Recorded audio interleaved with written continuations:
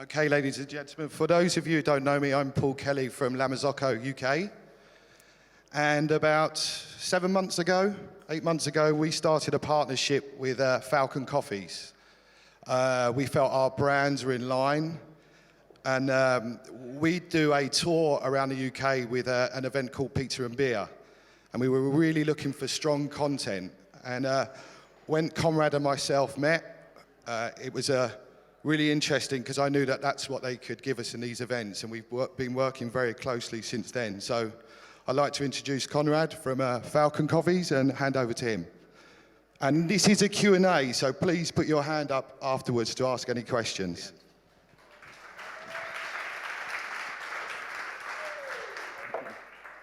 Hi, good morning. I had a conversation with my 8-year-old daughter a couple of weeks ago, which kind of slightly influenced my talk today, so I wanted to share that story with you. I'd picked her up, it was like a Thursday afternoon, late afternoon, from a friend, and we were driving home, and she said to me, "Daddy, what would you like to do right now?"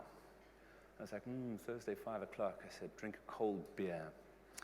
And I said to her, "What would you like to do? What would you do? If you could do anything right now, what would you do?" She said, "I would fly." I said, "I would fly over those trees, and I would find a body of water, and I would skim my feathers along." And I thought, I love beer, I really love beer, but I'd like to fly too. But that conversation has stayed with me, and I've kind of wondered, and I haven't found the answer yet, but I've wondered about what has happened to me that, my ability to dream, my imagination has been beaten into such real context that I think of the time of day and the day of the week and the activity that I can do when I'm given a landscape to think of anything. So kind of towards the end, I've tried to put a little bit of flight into this presentation. So I'm a coffee trader. I'm a green coffee trader, which means I essentially buy coffee from farmers and sell it to coffee roasters and then move that coffee from A to B, from the place where it's grown to where it's roasted. And I can tell you, if you want to make money really quickly in your life, do not become a coffee trader. The value of coffee is extremely high. The margins are extremely low, the competition is fierce, and the risks are enormous. And when things go wrong, and they do go wrong, the financial consequences are large. They really are. But having said that, coffee has been an incredible gift to me. In the last 23 years, coffee has taken me, I was just saying to Amanda from Verve that I'm going to Colombia in 2 weeks' time, and I count the countries that coffee takes me to, and Colombia will be number 44. And along the way, I've had some amazing experiences. I met a shape-shifting chicken in Zambia, which you should ask me about in the Q&A. I've danced with the tribal queen of Cameroon, drinking Jack Daniel's shots in her home village of Banganti. I've had some amazing experiences. I was in the Congo recently with a colleague who's here with me, Matt Smith, and we met some women in the Congo who are part of a program that we work alongside the Eastern Congo Initiative with. And this program is called Love. And the women that we met were abducted as teenagers by the militias and were taken around Eastern Congo as sex slaves. These women were raped repeatedly, day after day, week after week, year after year. And this Love program teaches them to sew. And these women gave us these shirts they'd made in appreciation for the support we gave them. So the stories are not always happy ones.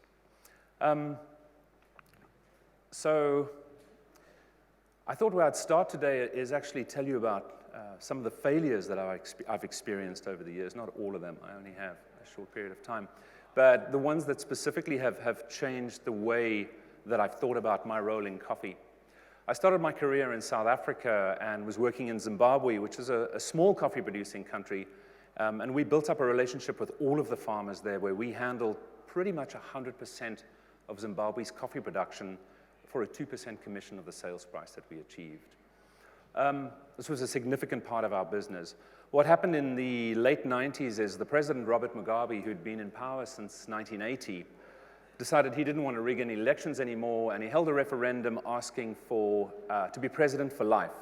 And to his surprise, the Zimbabweans voted no. What resulted was a land grab where he confiscated all of the white-owned farms, which, right or wrong, in terms of the injustice of colonialism and how that land had been acquired, what happened was that Between agriculture and economy, that was 95% of Zimbabwe's economy. So the economy just imploded. Included in that was the confiscation of all of the coffee farms. So our business in Zimbabwe, which was the largest part of the business we had at the time, disappeared. Just north of Zimbabwe is a country called Zambia, another small coffee-producing country where I'd started to work, and we did about 60% of the Zambian coffee crop. And then in the early 2000s, there was a confluence of events which led to the collapse of our business there.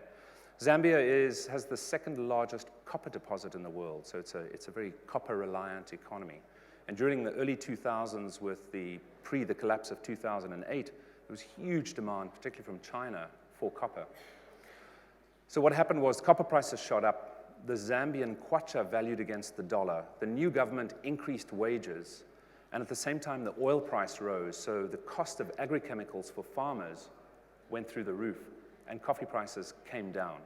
All of these things made the cost of producing coffee in Zambia unviable. So the farmers ripped out the coffee and switched to food crops, soya, wheat, and the like. Along the way, I'd also been invited by USAID to work in the southwestern country of Angola.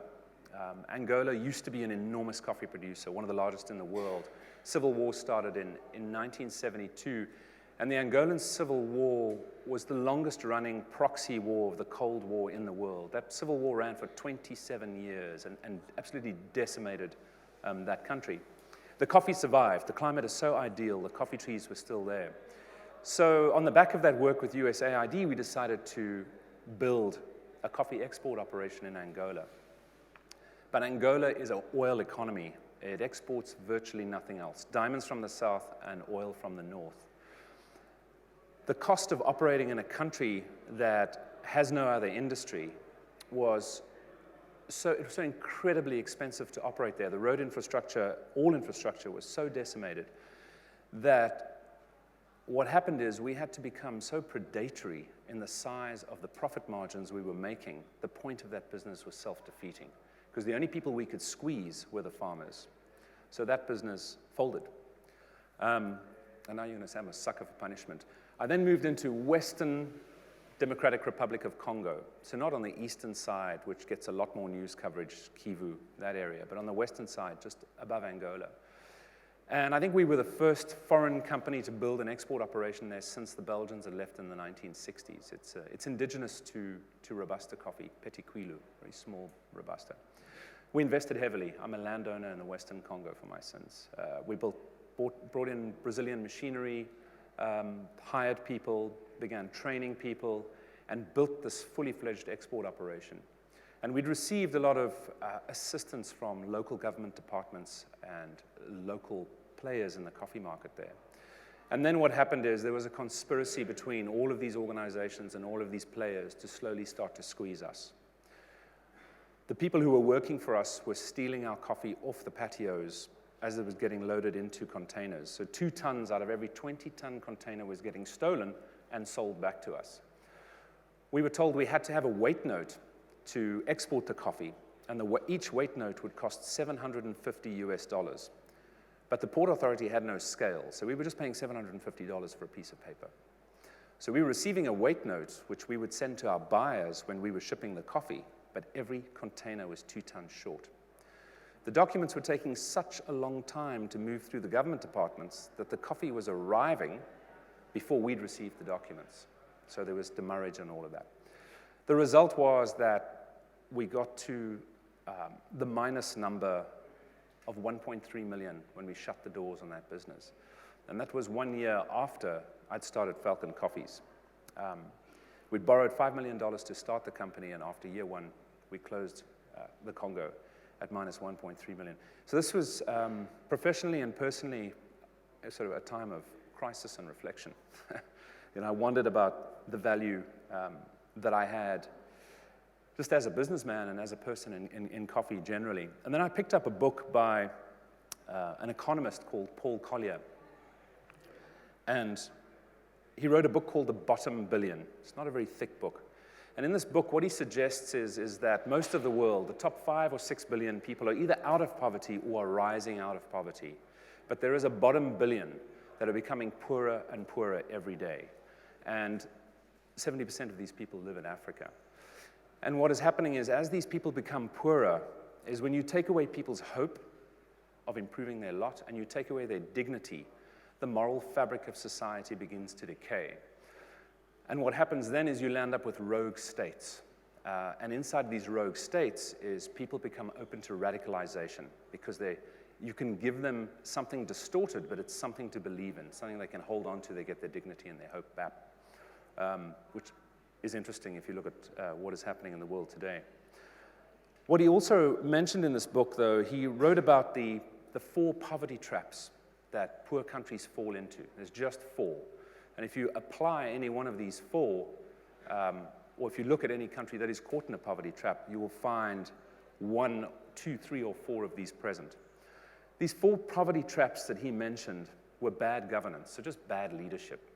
The second was landlocked with poor neighbors. So if you think of Switzerland as a wealthy country with wealthy neighbors, if you're landlocked, your trading partners are the countries you're neighbors with. If you think of landlocked countries, Uganda, Rwanda, Burundi, a host of others, Zimbabwe, Zambia, Malawi, all landlocked with poor neighbors. The second was in conflict or post-conflict. So speak for itself, civil war, any kind of conflict. And lastly, the interesting one was mineral wealth. This idea that countries that have mineral wealth actually fall into the poverty trap, because very often what goes with bad governance is just a few people who control that vast amount of wealth, and it is exported and not to the benefit of the country. So what I did was, what I've lit up in this slide are those 4 countries that I mentioned. In the south is Zimbabwe, Zambia, Angola to the left, and then the Congo above. And I looked at these 4 countries. Zimbabwe, bad governance, landlocked with poor neighbors, post-conflict, the civil war that ended in 1980, and recently diamonds found. I looked at Zambia, landlocked with poor neighbors, poor governance, copper. I looked at Angola, civil war, poor governance, mineral wealth. I looked at Congo, civil war, in conflict, bad governance, virtually landlocked apart from a river.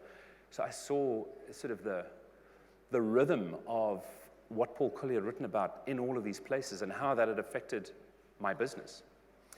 And then I kind of zoomed out and I looked at coffee-producing countries across the world. And I'm going to begin in South America and move through.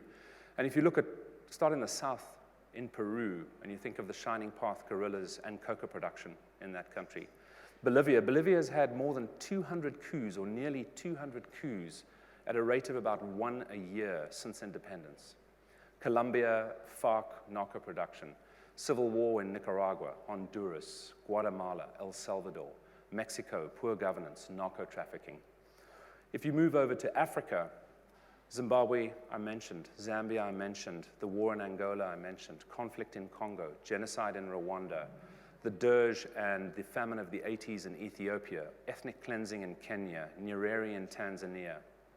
Idi Amin in Uganda. You go over to Southeast Asia and you think of the conflicts in Vietnam, Laos, Cambodia, Indonesia, all coffee-producing countries.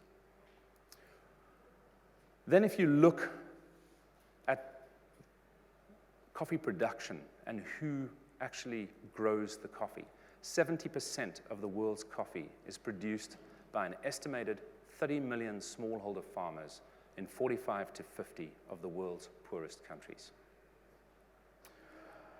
I then had a look at the World Bank list of countries in the world, I don't know, this kind of 198, 200, by economic wealth, purchasing parity, GDP. Of the very poorest 30 on that list, 21 are coffee-producing countries. If you look at the International Monetary Fund's list of highly indebted poor countries, HIPCs, these are countries with low levels of development, high levels of poverty, high levels of debt. I mean, these are the bottom 40. You're talking the Afghanistans and the Syrias of the world. Of these 40, 25 are coffee-producing countries. It's my favorite photograph. So what that really means for us as an industry is the base of the matrix that makes up our industry is populated by people that are made vulnerable through lack of personal security, lack of financial security. They have no access to credit. They have no access to education, to health care. Many of them have a life expectancy of in their 50s or below their 50s. Many of them will expect to lose 1 in 3 of their children by the age of 5 to malaria, malnutrition, and HIV/AIDS. I mean, these are the factories that feed our business today. On the flip side, it's kind of right here and right now. It's where we are. We're on the flip side of that industry. You know, coffee today is exploding in terms of its popularity and its growth. The recession of 2008, we have shrugged off as a retail industry completely. You know, and if you look ahead and you think of Asia, the potential growth in the decades ahead is still enormous. Starbucks recently announced that it opened its 1,600th store in China. It will open 10,000 stores within the next 5 years in that country. If you think of consumer statistics, so the Finns drink the most coffee at a per capita consumption rate of just over 12 kilograms per year. China currently drinks 10 grams a year per capita, and India drinks 80 grams a year, just to give an idea of the offtake that we're looking at. So this kind of has to pose the question is, where are we going to get the raw material from to feed the growth that our industry is looking forward to in the coming decades? So on the one end of the pipeline, you have us, you know, this $100+ billion industry with this huge amount of growth. On the other end of the pipeline, what you have is 30 million plus smallholder farmers that are extremely vulnerable. And what that really means is that we need these people to be able to increase their productivity to feed the growth that we all expect to enjoy over the coming decades. And what that means is that all of the risk that Paul Collier highlights inside of those poverty traps, all of the risk that you see in that litany of producing countries and how they relate to those poverty traps, those risks are our risks because our raw material comes out of that supply chain. So really we have to think about how do we take our $100 billion muscle and kind of leverage that back down the supply chain to address coffee productivity. So this slide for me represents something that really exciting that is happening in coffee. We're a bunch of Falcon people here, and we went out for dinner on Thursday night, and I was talking to one of the guys and saying that I'm really pleased that my coffee career spans this time of change. I think coffee is an incredibly exciting moment. What it is that the global conversation around sustainability is a buzz. It's everywhere in social media in every single industry. A lot of storytelling, a lot of storytelling. But what has happened in coffee is very, very different. Sustainability in coffee used to be sort of on the periphery. It belonged to the philanthropists, the do-gooders, people that worried about the ecology. But what we see is an industry that's looking back down the supply chain and is recognizing the array and complexity of risks that are going to challenge our industry in the very near future. And as an industry, we're starting to change our vocabulary. We're starting to unify, and we're starting to put credible amounts of resources across a whole spectrum of these problems. And what that means is that sustainability for coffee has moved from the responsibility of governments and the responsibility of aid organizations, and it's become the case for business. Sustainability for our industry has become about our bottom line. You know, if we do not start looking after these people that are vulnerable, it ultimately will be a threat to our business. So sustainability has moved from social justice over to for-profit. And profit is the one language that every single business speaks fluently and completely understands. You know, if you think of the word altruism, altruism suggests the care for the welfare of others, and that certainly sits inside this part of philanthropy. But when we recognize that 30 million vulnerable people are responsible for supplying us the raw material that we need for our factories, that altruism, that caring for the welfare for others becomes a case for business. So, you know, my talk today was Not about platforming Falcon as a business at all, but this all sounds like fantastic theory, but we're doing it. You know, we have results through the way that we've applied our belief to this philosophy. And this idea that, you know, what has happened in coffee is this idea has emerged that sustainability costs a lot more. You know, so companies will have sustainably sourced coffee and they'll have commercial grade coffee. There is no such thing. You know, the challenges are universal. You can't do it for a piece. Sustainability is across your business. But then the commercial challenge is, well, how do I pay for that? We don't believe that sustainability costs any kind of premium at all. What we've done is, collectively, you know, the people inside the business, we spend a lot of time in Origin, and many people have lived and worked in Origin. What we're interested in is the numbers between the coffee tree and the point of export. Roasters will often pay an emotional premium, you know, wanting to invest in sustainability. But that premium is at the point of export. And when you think of a landlocked country, that premium can sometimes be 1,000 miles from where that coffee originally came from. We're interested in the economics between the tree and the point of export. And when you look at what happens to the export price of coffee and you deconstruct that value chain, what you see is that the distribution of revenue is out of kilter. Farmers receive an incredibly low percentage of the revenue that is paid for that export crop. So that's the area that we work in. Inside our group of companies, we have an export company in Rwanda. It's the largest exporter of fully washed coffees out of Rwanda. That company over the last 5 years has built a farmer impact training program. This is a program that is designed commercially to increase the flow of coffee through our export business, because that will impact our profitability. But the culture of that business is nurturing, not predatory. What we do is we offer agronomy training, business training, microfinance. We've built gender into that program because 80% of the work done in smallholder agriculture in Africa is done by women. So if you won't bring your wife, you can't come for the training. Through this program, which runs over 2 years and has 17 different modules, we have measured those metrics. In the last 2 years, across 6,000 coffee farming households on this program, and that's our pilot, production yield, the amount of coffee on average through those 6,000 households is up 150%. Okay.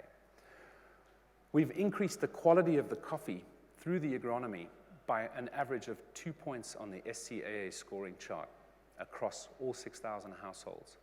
In a year where the world coffee prices decreased 15%, we increased household income 60%. This model works. This idea of zero-cost sustainability works. Why the zero cost? Because when we look at what it cost us initially to start this program and how it impacted on our bottom line, by year 3, we've paid off every single cent that it cost us to run this program. And we did not ask one roaster client to dig his or her hand any deeper into their pocket to support this program. It's a commercial business. This is the part where I step away from my stunted imagination and cold beer, and we fly a little bit. About one third of the 7.3 billion people that live in the world today are involved in smallholder agriculture. 70% of the staple crops that make up global food security, are grown by 500 million smallholder farmers. And when you look, even if you look on the internet is littered with stories about how these people are marginalized, they lack access to resources. They share in all of the challenges that coffee producers share. What that means for me is that if you take the wealth of our industry and you take how unified our industry is in looking down the supply chain and recognizing the threat that challenges long-term sustainability, if we, between us, could figure out that Rubik's Cube of all those moving parts, and we could build the blueprint to smallholder agriculture, I mean, we could build a blueprint that would be transferable into global food security. That could be our legacy, and I would really love to be a part of that. In closing, there was a question asked yesterday during the talk given by Dr. Tim Schilling, and right at the end, someone said, It was the presentation on World Coffee Research. I don't know if you saw that. It was about protecting coffee in the face of climate change. And somebody asked the question and said, I'm a small roaster and I own a cafe. How do I participate, in this enormous thing? And I thought that question is really relevant because I think individually, when we look at the size of the challenges globally, it's pretty overwhelming. As individuals, we struggle to comprehend what it is that we can do that could in any way contribute to overcoming these problems. And as consumers, we often feel like part of the machine that is driving the consumption and the acquisition and the depletion of the world's raw materials. And I think for me I'm fortunate I'm in the coffee business. I know what I can do. I know what my role is. And if I think of all of you, whether you are a coffee exporter, a coffee trader, a coffee importer, a roaster, a cafe owner, a barista, you're in the coffee business too. And really think about where your coffee comes from, the provenance of that product. Take a hard look and ask hard questions of the people that supply your coffee. And you don't have to be knowledgeable. I think your instinct says that nothing stinks like insincerity. You'll smell bullshit a long way away. But ask those questions because that is a way that you can participate in what could be an incredible story. Thank you very much.